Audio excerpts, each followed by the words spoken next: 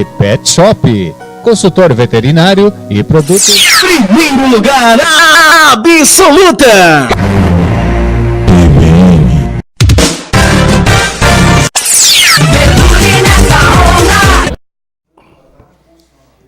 Muito boa noite a você que nos assiste no Brasil e no mundo.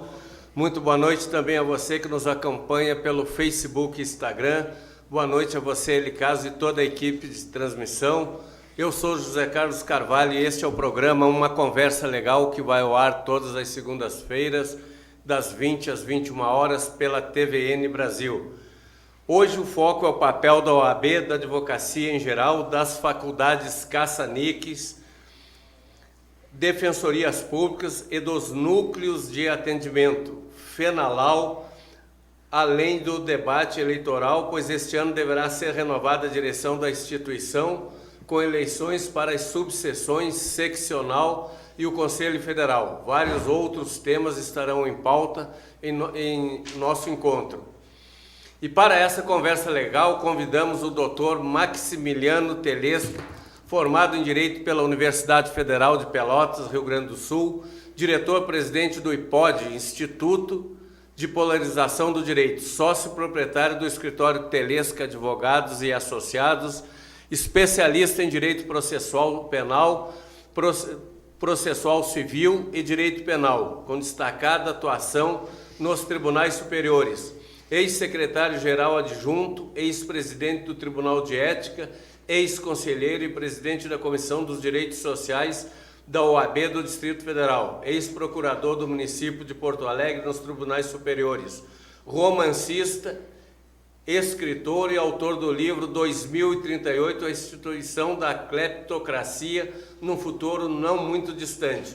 Muito boa noite, doutor Max Telesca, seja muito bem-vindo ao nosso programa. Boa noite, doutor José Carlos. É uma honra para mim estar aqui presente nesse programa, nesse ciberprograma, no ciberespaço. Nós estamos na internet, as comunicações mudaram. É uma satisfação muito grande estar verificando como hoje nós podemos ter uma atuação para todos os países do mundo, para 26 países do mundo, a partir de um belo estúdio aqui no Distrito Federal. É com muita honra que eu participo dessa bancada e queira se sentir abraçado por este colega seu. Muito obrigado, doutor Max.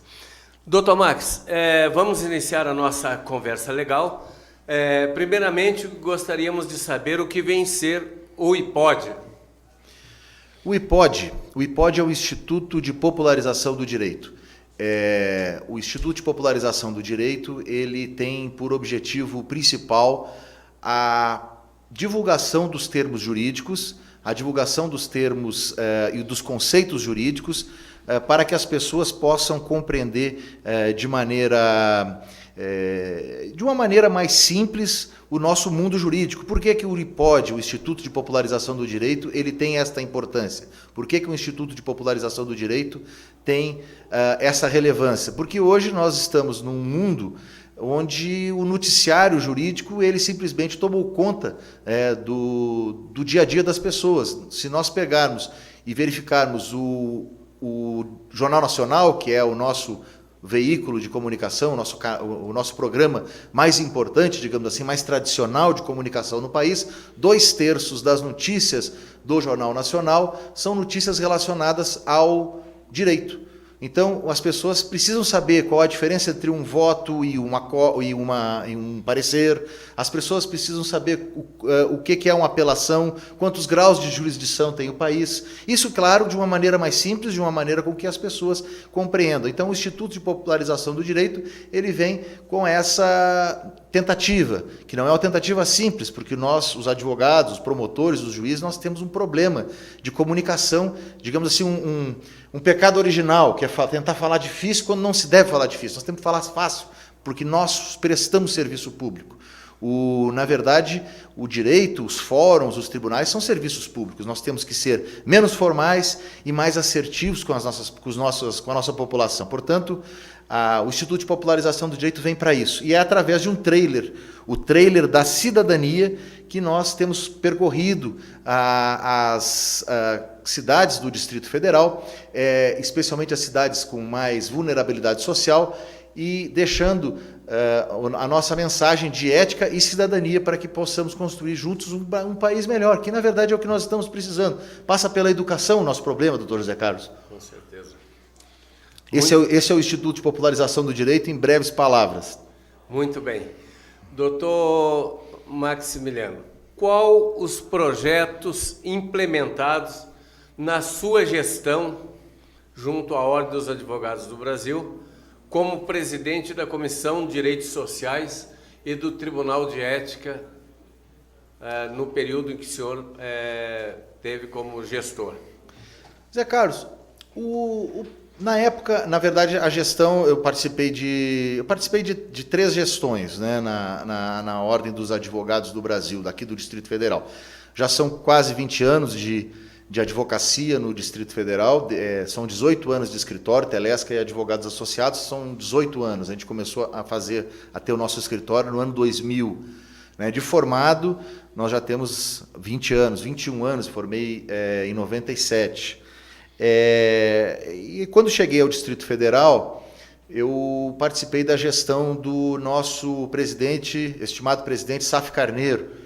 O Saf Carneiro, na época eu não tinha tempo ainda hábil para ser conselheiro, eu entrei na Comissão de Direitos Humanos, da OAB do Distrito Federal, e na Comissão de Direitos Humanos, ficamos lá esse período, e pudemos participar dos debates, ainda muito no início, né, entendendo mais como é que se dava a política da OAB, entendendo mais como se dá as nossas relações com a sociedade. A OAB, ao mesmo tempo que tem que preservar as prerrogativas, ela também tem que ser o braço da população em defesa do Estado Democrático de Direito. Então, nessa época, eu considero que iniciamos o nosso trabalho na OAB, na Comissão de Direitos Humanos da OAB-DF. Depois, nós disputamos uma eleição na chapa do Dr. Paulo Machado Guimarães, advogado que era secretário-geral da época, e fomos, naquela época, a doutora Estefânia Viveiros, que foi o primeiro mandato dela, acabou derrotando a chapa do Paulo Guimarães, e nós ficamos não ficamos no mandato, ficamos trabalhando na advocacia e fazendo oposição. Depois do período em que ficamos fora nesse mandato, um acordo político fez com que fôssemos ingressar no mandato, um acordo amplo político no mandato da doutora Estefânia.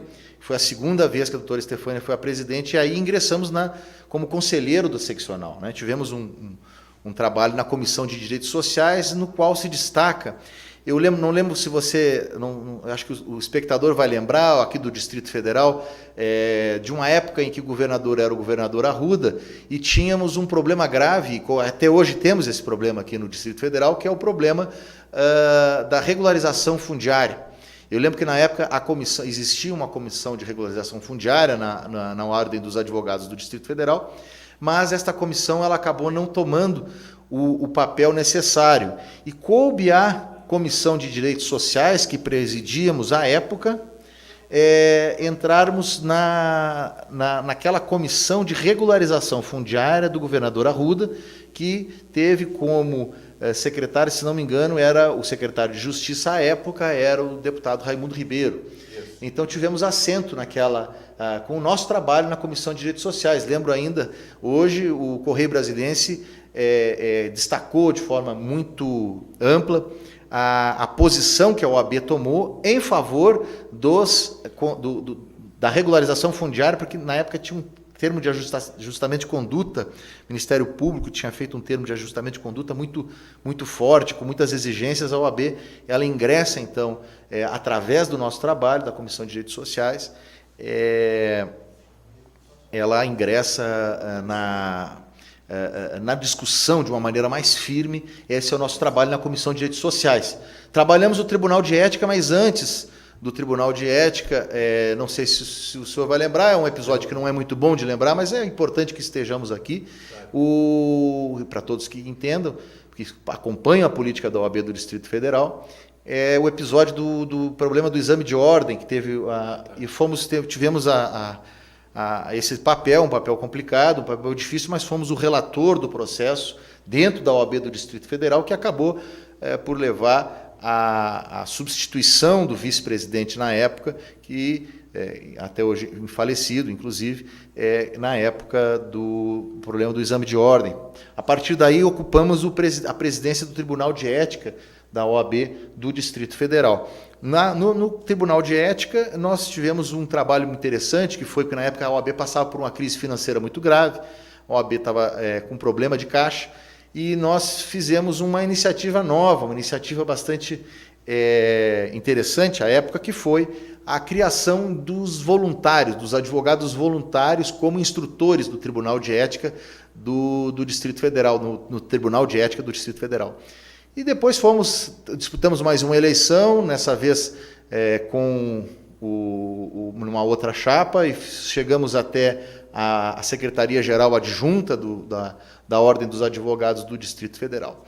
E estamos nessa luta há muito tempo, mas eu acho, sabe, José Carlos, o nosso principal trabalho na OAB, nesses anos de luta que temos dentro da OAB do Distrito Federal, o nosso principal trabalho sempre foi no diálogo com os nossos colegas, muitas vezes no diálogo franco, mas no diálogo sempre leal com os nossos adversários também, em tentar colocar a Ordem dos Advogados do Brasil, do Distrito Federal, de uma forma mais democrática, de uma forma mais chegada, mais próxima aos velhos ideais que sempre estiveram com a nossa OAB. A nossa OAB, é bom que os advogados mais novos não lembram, mas certamente já frequentaram o 4º andar da nossa instituição. Lá temos as fotos do nosso presidente Maurício Correia, que buscava, naquela época, a não intervenção no Distrito Federal. Então, como nós temos esta alma, nós temos essa inspiração,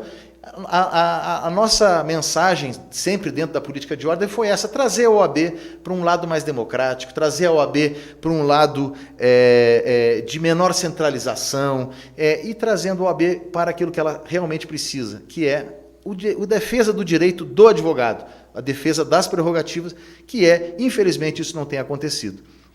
Muito bem. Doutor Max, o que vem a ser FENALAU? Pois boa parte dos nossos colegas já se anteciparam para saber do que se trata e se a seccional do Distrito Federal tem dado a devida visibilidade aos advogados para o evento que se realiza anualmente em São Paulo. Doutor José Carlos, essa questão da FENALAU, né? A FENALAU é uma feira nacional de cursos jurídicos, né? de escritórios de advocacia. É a feira de maior é a feira dos escritórios de advocacia, a feira de venda de softwares do mundo jurídico. Por que esse tema eu acho que é importante aqui para o nosso debate? Não em específico em relação à FENALAU, né? Mas por falta justamente de uma atenção, né, da Ordem dos Advogados do Brasil a uma questão que a ela me parece ser muito cara, e isso não tem sido, e a OAB do Distrito Federal, e todas as OABs, na verdade, elas não têm tido esse tipo de visão. A OAB, ela não se insere no mercado jurídico, ela não se insere nas questões mercadológicas da advocacia. E a OAB, é a maior responsável pelo inchaço deste mercado de advocacia, que só no Distrito Federal, hoje, representa 60 mil advogados inscritos. Então, nós tivemos a oportunidade, o ano passado, hoje também não foi a primeira vez que eu participei, mas o ano passado tivemos a oportunidade de participar da FENALAU em São Paulo. E, para nossa surpresa, apenas um presidente seccional se fez presente no maior evento de escritório de advocacia do Brasil, que foi o presidente Lúcio Flávio, de Goiás. Agora, eu não vi nenhum dirigente nosso aqui da OAB do Distrito Federal, e muito menos do Conselho Federal. Então, o que eu entendo, na verdade? Eu entendo que a OAB ela precisa focar um pouco mais o seu trabalho Porque vamos pensar aqui uma coisa em conjunto. A OAB, ela é uma instituição antiga, ela é uma instituição tradicional, ela é uma instituição que tem que está imiscuída na tradição jurídico-política do Brasil. A OAB, ela é uma instituição brasileira, mas ela teve um grande momento histórico, que foi o momento na época da ditadura militar, onde a OAB se posicionou ao lado das grandes questões de direitos humanos. A OAB, ela fez os habeas corpus de presos políticos, ela ajudou a construir a lei de anistia, ela ajudou na redemocratização do país e ajudou a virar essa página de autoritarismo no Brasil. Nesta época, os advogados mais antigos que estão nos assistindo, os mais experientes, né, doutor Zé Carlos, eles vão lembrar que o Ministério Público não tinha tanto protagonismo. O Ministério Público vem, então, a ter este protagonismo o advento da Constituição. Com o advento da Constituição de 88. E a OAB, então, de lá para cá, ela vem perdendo espaço, mas não somente para o Ministério Público, ela vem perdendo espaço para outros, na verdade, outros ONGs, né, institutos, fundações. Na verdade, há uma miríade de instituições hoje que fazem o papel que a OAB fazia há alguns anos atrás, há 20 anos atrás, na sociedade.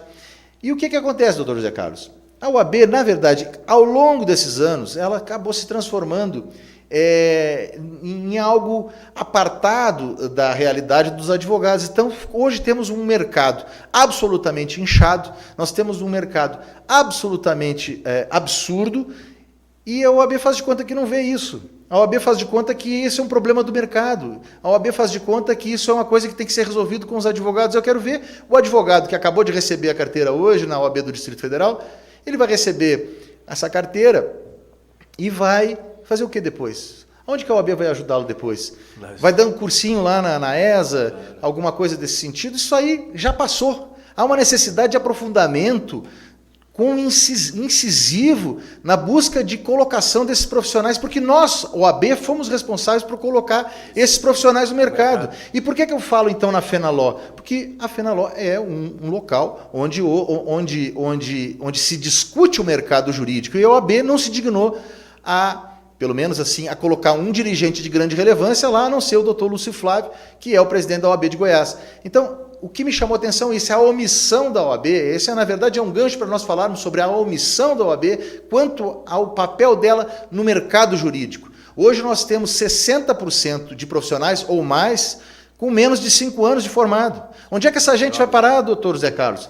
Eu dou graças a Deus de ter chegado aqui em 1997, tive a sorte e tive a bênção de Deus de poder me ajudar, porque eu cheguei aqui muito cedo, muito jovem, mas se eu chegasse hoje eu não teria tido as mesmas oportunidades.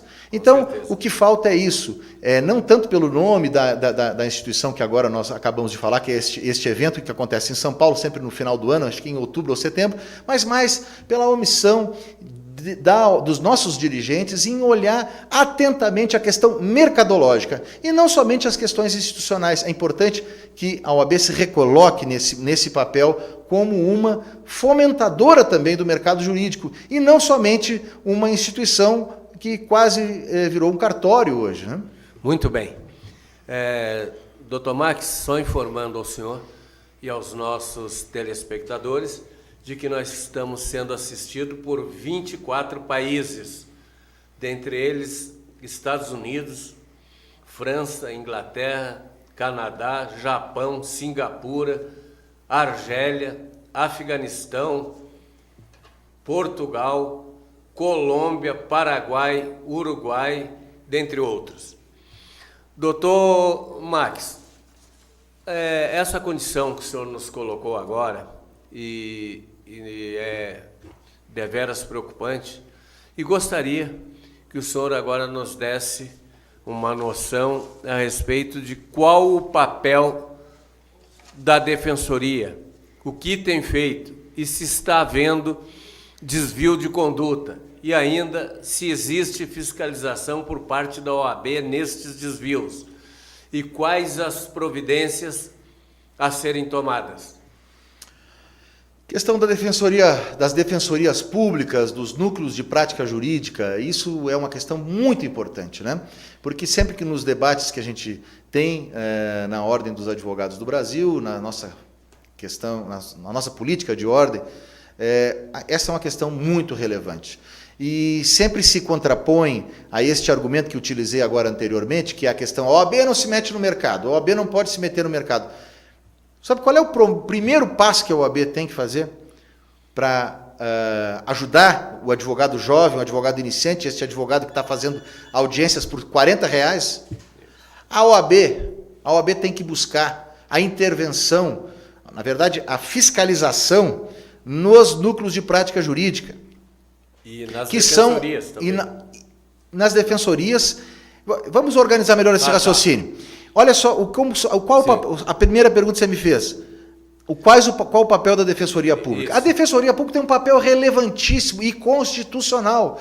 A Defensoria Pública tem um papel dos mais relevantes na sociedade brasileira. Porque a nossa sociedade, o nosso país é um país injusto, é um país pobre, é um país onde ainda existe muita desigualdade social. A Defensoria Pública, ela exerce um dos mais importantes papéis jurídicos e judiciais do Brasil. Está na Constituição Federal, logo após o capítulo da advocacia. Ninguém aqui vai fazer nenhum tipo de crítica à instituição Defensoria Pública, porque ela é muito importante. Agora, é preciso que se diga também o seguinte: as defensorias públicas e os núcleos de prática jurídica, eles estão tirando o mercado dos advogados, eles estão tirando o mercado dos advogados, especialmente os advogados iniciantes, os advogados que fazem audiências hoje por R$50, audiências por R$40. E qual é o presidente do Tribunal de Ética, e eu fui presidente do Tribunal de Ética, que vai ter a coragem de dizer que isso é um aviltamento de mercado? Isso, na verdade, é um estado de necessidade de um advogado que está no meio de 60 mil colegas. Eu jamais teria coragem de condenar um colega por ter feito uma audiência de R$40. Por quê? Não é que ele fez uma infração ética, ele está em estado de necessidade, ele precisa levar para a família dele o seu sustento. Então, o que é que está faltando? O que é que está faltando? Está faltando fiscalização, está faltando critério, está faltando objetividade da Ordem dos Advogados do Brasil, em especial a nossa seccional, em fazer uma fiscalização forte, e não uma coisa para inglês ver. Nós precisamos de uma fiscalização forte nos núcleos de prática jurídica e nas defensorias públicas para que não tire o mercado dos advogados, porque os advogados estão precisando se colocar. Eu fiz, no início da minha carreira, audiências por valores menores. Eu fui um advogado iniciante, eu comecei fazendo processos pequenos. Eu sei o quanto é importante chegar no final da semana e juntar um pouco de dinheiro, nem que seja, para poder pagar as contas. Eu sei, eu tive e sofri esse tipo de problema. Então, o que está faltando na Ordem dos Advogados do Brasil, do Distrito Federal, é uma fiscalização que coloque critérios. Não sei qual é o critério. Nós vamos estabelecer o critério do Bolsa Família. Nós vamos estabelecer o critério de um salário mínimo. Agora, deixar do jeito que está, é difícil. Com famílias que ganham acima de 4, 5 mil reais sendo utilizadas, tendo a Defensoria Pública e o núcleo de prática jurídica, é um absurdo e é uma forma de se tirar o mercado desses profissionais. Muito bem.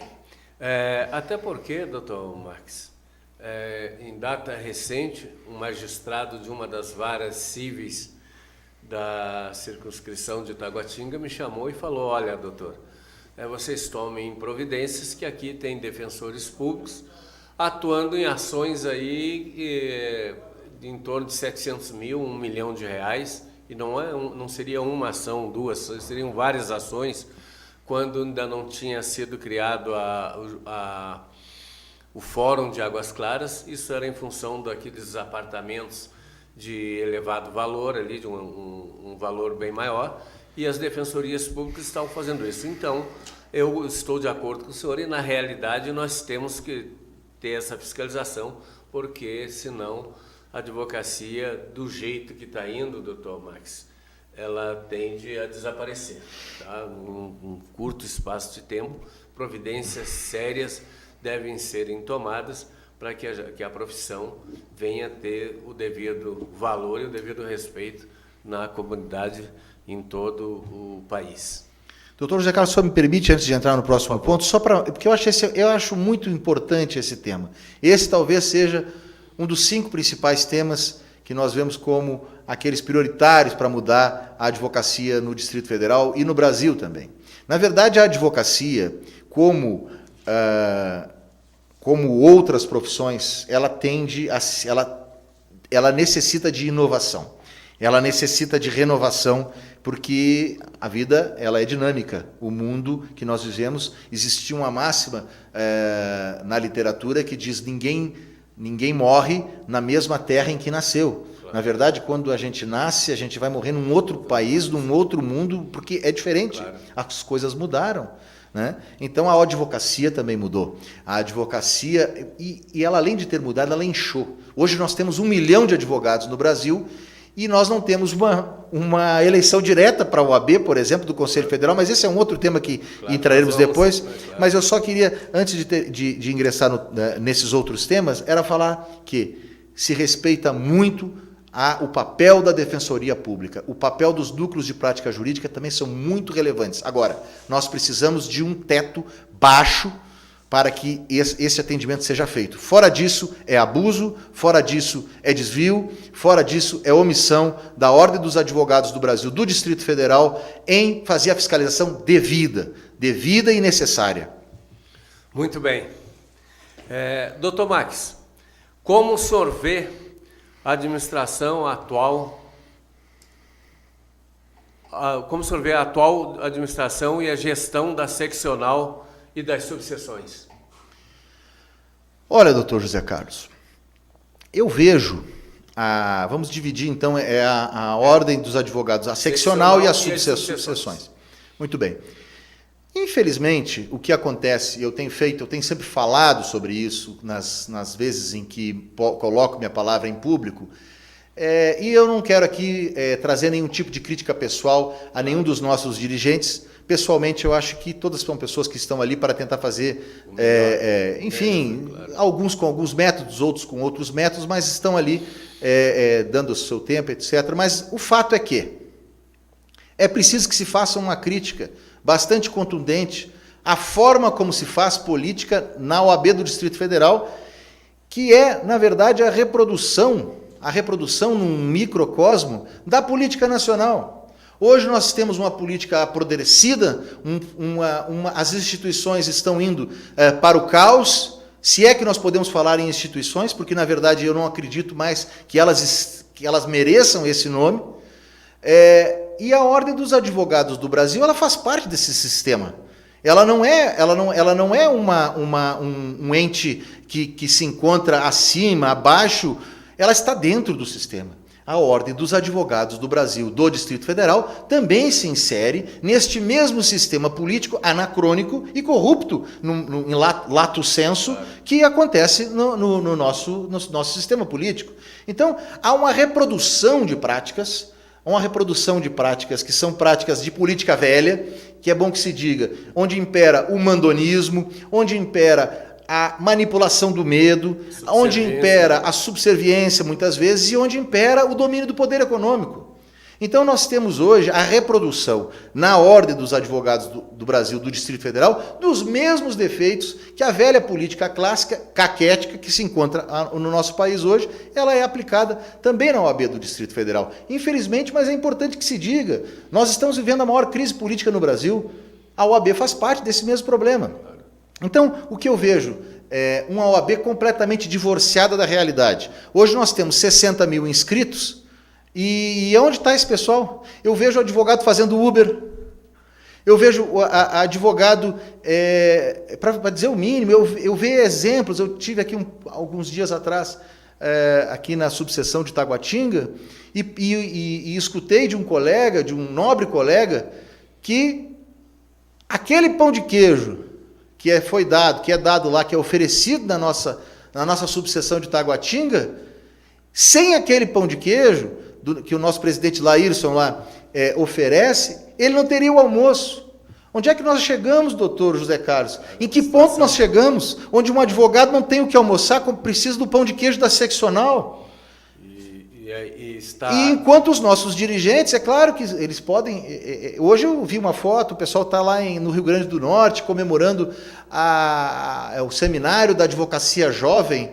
Mas o que comemorar? Se nós temos advogados a fazer R$40 uma audiência, um advogado que precisa de um pão de queijo, porque esse é o almoço dele, e uma OAB omissa quanto à fiscalização, sem falar no velho problema das prerrogativas, que cada vez que... Olha, eu tenho 20 anos de advocacia, eu só vi piorar. Eu sou um exemplo, só vi piorar ao longo desse período todo. Então, infelizmente, é uma OAB antidemocrática. Por exemplo, o nosso sistema político. Nós temos uma chapa que pode se eleger com 30% dos votos e, na verdade, esta chapa deveria ser uma chapa... A nossa eleição deveria ser uma eleição proporcional. Nós deveríamos eleger o nosso presidente e o conselho deveria ser um parlamento. Até porque somos parlamentares natos. O advogado é um parlamentar nato, ele parla, ele fala. Então, esse é a nossa vocação. Então, era importante que as chapas que fossem derrotadas no processo eleitoral tivessem uma representação. É claro que vai se dizer lá do outro lado, vai dizer assim, não, a lei é assim. Mas então que busquemos a mudança da lei, doutor José Carlos. Nós não estamos aqui para isso? Estamos para isso. Nós não temos que lutar também contra esse absurdo anacrônico que é um Conselho Federal eleito de forma indireta. Nós temos um colégio eleitoral, onde a OAB tem, como a OAB vai ter capacidade de dizer... de fazer qualquer crítica a sistema antidemocrático, se nós temos uma eleição indireta no Conselho Federal. Isso. Então, ela, infelizmente, é uma OAB que precisa ser reformada, é uma OAB divorciada da realidade, é uma OAB... Agora, essa crítica ela vale para todo o nosso sistema, mas, em especial, para a nossa OAB do Distrito Federal, que tem sido, infelizmente, não tem sido bem administrada nos últimos anos. Muito bem. Doutor Marques, o senhor é a favor da autonomia administrativa e financeira das subseções? E por quais razões já não tem essa autonomia, uma vez que foi promessa de campanha? E até agora não se tomou qualquer providência para a implementação da autonomia, pois depende totalmente da seccional, as subseções dependem totalmente da seccional, a começar por papel higiênico e clipes. Você vê chegando às raias do absurdo. Então, nós somos totalmente dependentes da seccional. Por quais razões não foi implementado ainda essa autonomia e se o senhor é a favor disso? Doutor José Carlos, a pergunta é se eu sou a favor e depois a explicação de por que continua sem, né, a autonomia. Muito bem. Na verdade... Claro que eu sou a favor. Eu sou a favor da descentralização do poder. Nós temos uma máxima na Ordem dos Advogados do Brasil, na OAB, que a OAB é presidencialista. Então, você não pode fazer oposição dentro do Conselho, porque a OAB é presidencialista. Então, quando você tem uma fala distoante, quando você tem uma forma de fazer política que não esteja de acordo com a diretoria, você acaba sendo isolado. Você acaba tendo que fazer uma retirada, porque a força da presidência é muito alta. Né? A força, isso piorou em 94 com o nosso estatuto, porque antes de 94, o estatuto permitia a votação em conselheiros avulsos. Mas isso tem piorado há 33 anos, foi se consolidando esta piora. Então, hoje, na verdade, se confunde um presidencialismo até mesmo com um imperialismo. Então, você ao longo desses últimos 15 anos, as gestões foram excessivamente autoritárias, excessivamente antidemocráticas. Então, eu sou um defensor, em todas essas vezes em que eu ocupei os cargos que os eleitores dos advogados do Distrito Federal me colocaram, seja como conselheiro, seja como presidente da Comissão de Direitos Sociais, seja como presidente do TED, ou seja, como secretário-geral adjunto, todas estas vezes eu me posicionei de acordo com a maior participação democrática da OAB. Essas foram realmente, eu acho que você me perguntou no início, qual que seriam, eu acho que essa é a principal marca que eu, nesses últimos anos, venho postulando, que é a maior participação das pessoas, que as decisões sejam tomadas de maneira mais transparente, que as decisões sejam tomadas não tão na cúpula, mas fazendo com que o conselho seja de fato um conselho. A resposta à pergunta, se eu sou favorável à autonomia das subseções, sou favorabilíssimo. Aliás, se não me engano, esta foi uma das bandeiras da atual gestão que não foi implementada. Agora, eu não sei por quê. Eu posso inferir o porquê. As razões eu não sei, mas eu posso inferir as razões, e as razões já estão declinadas na própria sentença, na própria pergunta que o senhor me fez. Como é que o senhor fez lá o finalzinho da pergunta? Por quais razões por quais razões não foram implementadas a autonomia financeira e administrativa da subseção? Pois depende totalmente. Pois depende totalmente da seccional, tendo em vista que nós não temos autonomia nenhuma, tudo depende da seccional, como eu lhe falei anteriormente, desde o CLIPS até o papel higiênico e o CLIPS, nós dependemos da seccional. Infelizmente, essa é a resposta. A resposta é essa. A autonomia das subseções não foi implementada. Politicamente, a resposta é esta, e é bom que se diga, e seja falado em português, porque querem continuar que as subseções sejam subservientes e continuem sob o império do medo, sob o império da manipulação do medo, sob o império do mandonismo e da utilização do poder econômico. Eu estou sendo claro. A razão política por detrás da inexistência de autonomia das subseções é exatamente essa. Porque se o senhor não tem dinheiro para comprar um papel higiênico ou comprar um clips, o senhor está dependendo da seccional. E o senhor não vai conseguir, se o senhor mantiver uma postura altiva, uma postura independente frente à seccional, o senhor não vai ter nem dinheiro para comprar um clips, quanto mais um papel higiênico. Muito bem.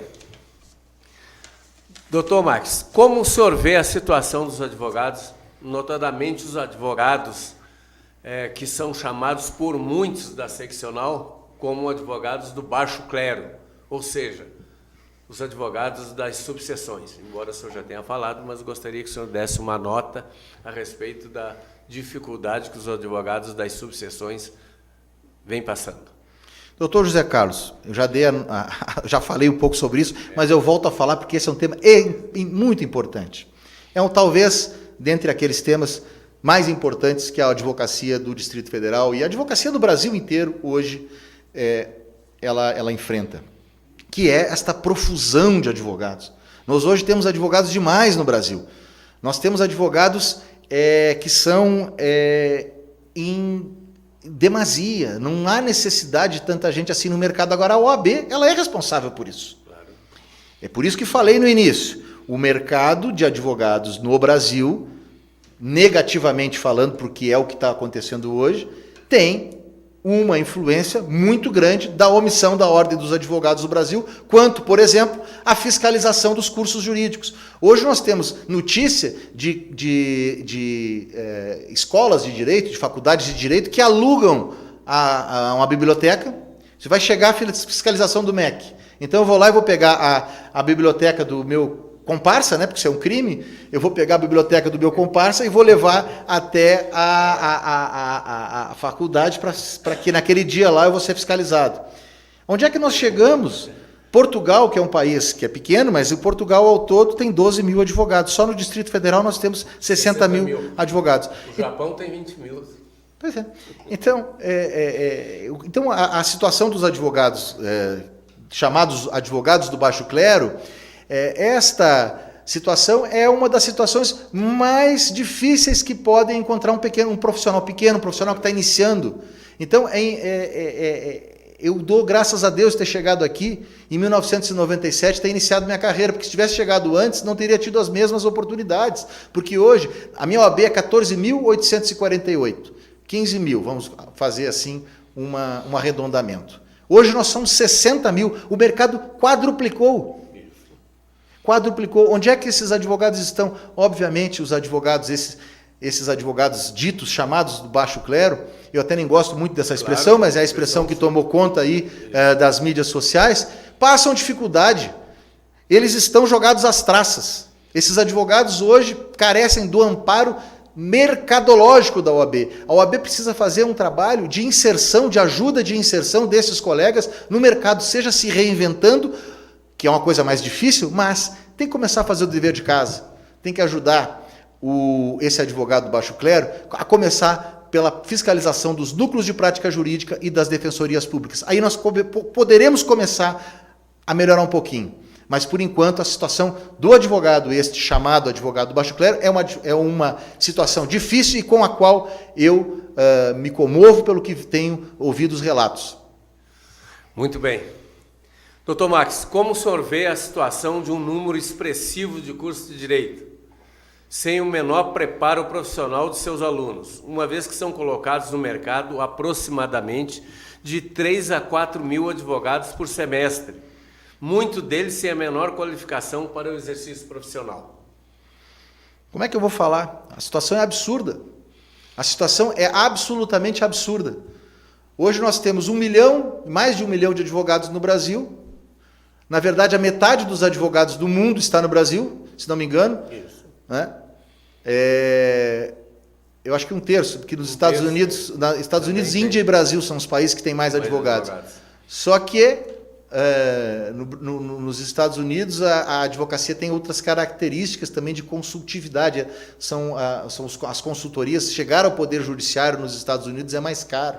Então há uma série de fatores, né, que faz com que esta realidade seja absolutamente absurda, como falei. Né? Agora, esses fatores têm a ver com problemas de prática política mesmo no nosso país, com o problema de desmandos mesmo no Ministério da Educação e outros problemas. Mas o que cabe a nós aqui, porque nós estamos falando de OAB, o que cabe a nós? O que cabe a nós falarmos? Nós temos que pegar, por exemplo, o exemplo dos médicos. Isso, os médicos, as faculdades de medicina. O Conselho Federal de Medicina conseguiu agora uma grande vitória, que foi o estancamento. Durante 5 anos não vai mais se abrir cursos jurídicos cursos médicos de formação em medicina nos próximos anos no Brasil. Eu vou além. A OAB deveria, além de postular que não se abrisse mais nenhum tipo de curso jurídico no Brasil, ela deveria buscar o fechamento destes cursos caça-níqueis que só fizeram piorar. Exatamente, que só fizeram piorar o nosso ensino jurídico. E hoje nós temos, infelizmente, uma formação jurídica fraca. As pessoas não sabem mais o português. As pessoas não sabem, os advogados estão, mas não é culpa deles necessariamente, é culpa de todo esse sistema e dessa omissão que nós vemos de forma indefinida dos nossos dirigentes. Muito bem.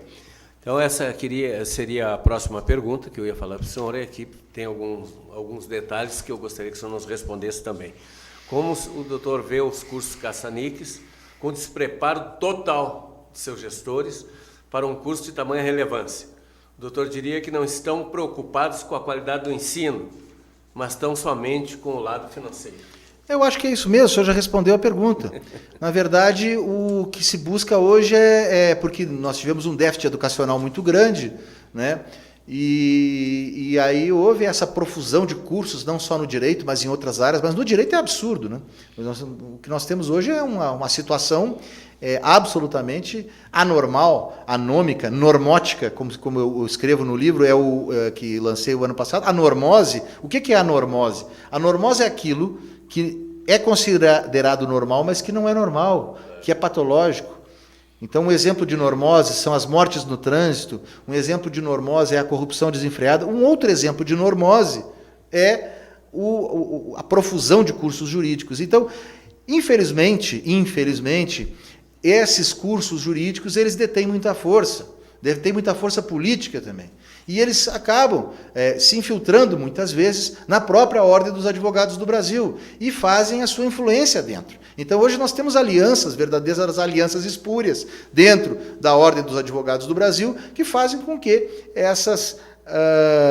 esses cursos jurídicos acabem por Serem verdadeiros caça-níqueis. Esses verdadeiros caça-níqueis. Infelizmente, é importante que se diga, eu não estou nominando ninguém aqui, até porque não sei exatamente os exemplos, mas é notório que a política dos cursos jurídicos, ela intervém de forma influente e de forma bastante incisiva dentro da nossa entidade. Muito bem. Nós temos outra questão aqui, doutor, que é crucial. O doutor é contra a cláusula de barreira, que será votada amanhã pelo Conselho Federal da OAB, uma vez que hoje aproximadamente 60% da classe é formada por jovens advogados. E se podemos ser eleitos para qualquer cargo da administração pública, porque são impedidos de serem também eleitos esses jovens. Esse é outro problema que mostra o anacronismo da nossa entidade, do nosso sistema eleitoral. Se nós temos 60% ou mais de 60% de advogados jovens com menos de 5 anos de inscrição, por que não esses advogados não têm direito a votar, aliás, a serem votados? O jovem, quando completa... de 36 mil advogados. O voto hoje é com 16 anos, não é isso? Isso. Na Constituição. 16, Então, se eu posso votar, né, eu tenho direito de ser votado, ainda mais nessas circunstâncias. Então, eu sou absolutamente contra a cláusula de barreira, entendo que ela deve ser reformulada ou banida do nosso sistema eleitoral, porque ela é um reflexo do anacronismo do nosso sistema eleitoral e de como a Ordem dos Advogados do Brasil, do Distrito Federal, tem tratado o seu sistema eleitoral com regras de muito antigamente. Né?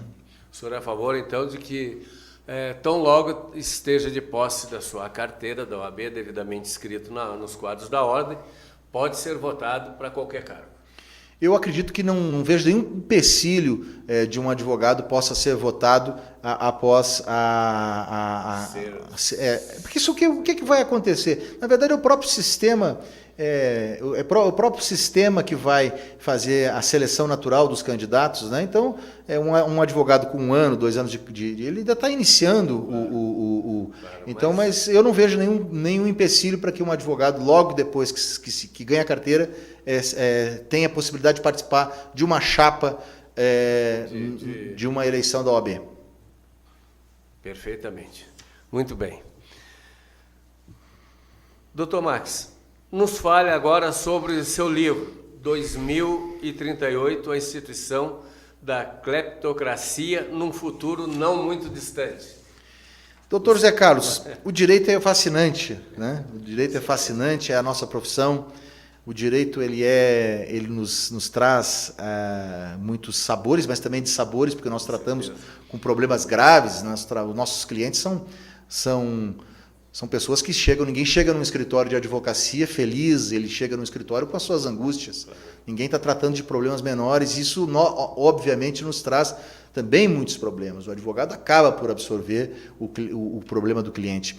A literatura sempre foi uma paixão na minha vida. A literatura sempre foi uma forma de sair um pouco desse mundo nosso, esse mundo jurídico mais duro, mais complicado, mais complexo, mais angustiante, estressante. Então a literatura ela é como se fosse uma válvula de escape para e onde a gente pode exercitar a arte, né? Que é uma das coisas mais importantes da vida do ser humano, que é a possibilidade de produzir uma obra de ficção, uma obra onde os nossos problemas de forma artística sejam colocados. Então, 2038 ele nasceu, na verdade, de mortes, né? Ele nasceu de desilusões, ele nasceu de amadurecimentos, tanto profissionais, quanto políticos, quanto filosóficos, e nós fizemos esta obra de ficção, que é uma distopia, é bom que se diga que é uma obra ficcional, que trata de um país onde a corrupção ela foi liberada. É uma obra onde onde trata de um país onde a corrupção foi institucionalizada e colocada na Constituição de forma a estabelecer uma nova ordem. Na verdade, isso é uma grande hipérbole, é uma metáfora sobre o que acontece na nossa vida brasileira, e também não só no Brasil, mas como no mundo todo, porque o problema da corrupção não é um problema nosso, né, específico, é um problema do mundo, é um problema do homem.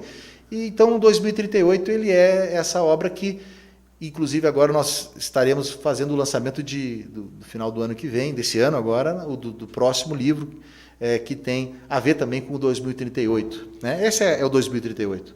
Muito bem. É um filho, né? Mas o 2038, o senhor não está dizendo que a cleptocracia seria lá em 2038, né, doutor? Até porque a cleptocracia, eu acho que ela já está chegando, na minha opinião. É que o 2038, a cleptocracia foi colocada na Constituição. A gente ainda não chegou nesse ponto, tomara que não cheguemos. Não chegamos lá, né? Não, perfeitamente. Doutor Max, o senhor nos falou aqui sobre o IPOD, e eu gostaria que o senhor nos desse aqui, deixasse aos nossos telespectadores, aos nossos ouvintes, o acesso através das redes sociais, o e-mail, o endereço, os telefones, e como pode ser a participação dos advogados no IPOD. O IPOD, ele é um instituto que tem a vocação do voluntariado, né? Nós precisamos dos advogados e das advogadas do Distrito Federal para que, junto no trailer da cidadania, nós demos aulas de cidadania para as pessoas até mais carentes do Distrito Federal. Qualquer pessoa formada em Direito, ela pode ser voluntária do Instituto de Popularização do Direito. É só entrar no www.ipod.org.br ou www.comunicardireito.com.br. Estes são os nossos sites. Nós temos uma fanpage no Facebook, onde a possibilidade também de que se mande uma mensagem e que participe dos nossos eventos. Agora, no mês de abril, nós estaremos na rodoviária do Plano Piloto, fazendo aulas de cidadania e oficinas de tradução jurídica, onde nós pegamos as matérias da internet, as matérias do jornal, as matérias da Rede Globo, das outras redes, da TVN, e nós trazemos elas para a tradução dos termos jurídicos. O IPOD, eu não sei se dá para ver aqui, esse é o nosso símbolo, né? O Instituto de Popularização do Direito tem por meta a comunicação do direito de uma maneira mais fácil, mais simples, e que as pessoas possam compreender melhor o que está se passando na vida delas, até porque o direito faz parte da vida delas. Muito bem. Doutor Max, o senhor, com um currículo invejável, com vasto conhecimento em várias áreas do direito, já tendo exercido cargos de relevância junto à seccional, com experiência há mais de 20 anos no exercício profissional na advocacia, o doutor é candidato à presidência da seccional e, se for, tem um projeto elaborado para ser implementado para uma nova gestão que atenda os anseios da classe já bastante sofrida, e, se não for, tem um projeto arrojado e conta para isso com a participação de um grupo de profissionais notáveis de todas as áreas para restabelecer o verdadeiro respeito à classe bastante desassistida. Doutor José Carlos, em primeiro lugar, muito me honra o que o senhor colocou, dizer que eu tenho um currículo invejável. Na verdade, estamos trabalhando há alguns anos, fazemos parte desse nosso mundo jurídico e por aí tivemos muita sorte, muita competência também, fé em Deus. Fruto de trabalho. Então, primeiro eu queria lhe agradecer esse elogio de uma maneira muito humilde, saber que, na verdade, nós estamos sempre aprendendo. Nós sempre somos, tanto é que eu chamo todos os meus amigos de mestre. Meu mestre, porque eu sempre aprendo um pouco com cada uma das pessoas que comigo dialogam. Com relação à candidatura à presidência da seccional, essa é uma decisão que não cabe só a mim. Essa é uma decisão que cabe a um grupo de advogados que vem se formando e com um discurso e com uma prática coerente. Uma prática onde todos esses princípios que aqui elencamos, o princípio da democratização, o princípio da transparência, o princípio da autonomia das seccionais, o princípio da fiscalização dos núcleos de prática jurídica e das defensorias públicas, o princípio da inovação, da reinvenção da advocacia, se este grupo tiver estes compromissos, se essas pessoas entenderem por bem que eu deva ser candidato, eu serei com maior honra e poderei fazer com que este projeto arrojado que o senhor me pergunta seja implementado. Muito bem. Doutor Max, nós já estamos encerrando o programa, informando o senhor que nós estamos sendo assistidos por 26 países até agora. gostaria de abrir o espaço aqui para suas considerações finais.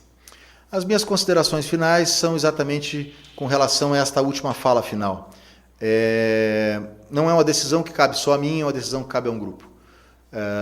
Eu hoje me considero um profissional com alguma estrada e com algum conhecimento, e se esta for a decisão deste grupo, assim nós faremos. Mas isso não é o principal. O principal é que qualquer pessoa, qualquer um dos advogados que está pleiteando a seccional do Distrito Federal entenda que há um limite para o que está acontecendo no Brasil, há um limite para o que está acontecendo na nossa política e há um limite para o que está acontecendo na política da seccional também. Então, e este limite, doutor José Carlos, já foi ultrapassado. Nós hoje temos problemas graves, eu não vou nominá-los, mas estes problemas nós precisamos superar. Nós precisamos superar com dignidade e com um choque de serenidade. Nós precisamos entender que nós precisamos ter serenidade, porque senão nós não vamos ter um país, nós não vamos ter uma ordem dos advogados do Brasil mais neste Brasil para os próximos anos. Nós, infelizmente, estamos rumando para realidades muito complicadas, muito complexas, e como cidadãos que somos, temos a responsabilidade de contribuirmos para que essa realidade seja mudada. Se assim for a intenção dessas pessoas, elas estarão bem representadas. Muito bem. Eu agradeço a sua participação esclarecedora, notadamente para a nossa classe, e o convido para outras oportunidades voltarmos a debater esses e outras questões de tamanha relevância a todos os advogados. E encerro o programa com a seguinte constatação: a democracia brasileira está no corredor da morte, caminhando a passos largos para a total desmoralização de nossas instituições, cabendo-nos tirá-las dessa situação através de uma arma poderosa que temos, o nosso voto. Muito boa noite a todos que nos assistiram no Brasil e no mundo, agradecendo pela audiência e a paciência, e até a próxima segunda-feira, se Deus quiser, e com certeza Deus quer. Dr. Max, meus parabéns, muito obrigado. Eu que agradeço. CCI, Centro de Criatividade em Fotos